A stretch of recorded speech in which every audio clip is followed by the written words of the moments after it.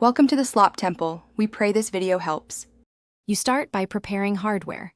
Plug an officially supported USB adapter or powered hub into the console, then connect the mouse and keyboard.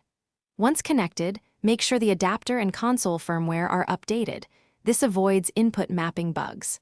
Next, sign into your console profile and close any background apps so inputs register cleanly. Finally, launch Rainbow Six Siege and leave the controller unplugged. This forces the adapter to present the keyboard and mouse as active inputs. You now configure controls inside Rainbow Six Siege. Open the Controls menu and choose a custom keyboard and mouse layout. Adjust mouse DPI and in-game sensitivity so turning and flicks feel natural.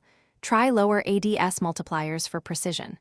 Map commonly used actions, crouch, vault, lean, gadget to easier-to-reach keys.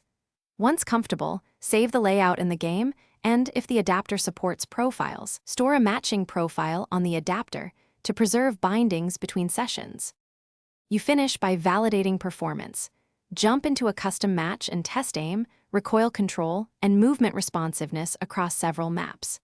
If you see stuttering or dropped inputs, first replug the adapter and devices, try a different USB port, and lower mouse DPI.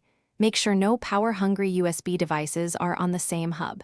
If problems persist, revert to a controller until you can update firmware or try another approved adapter.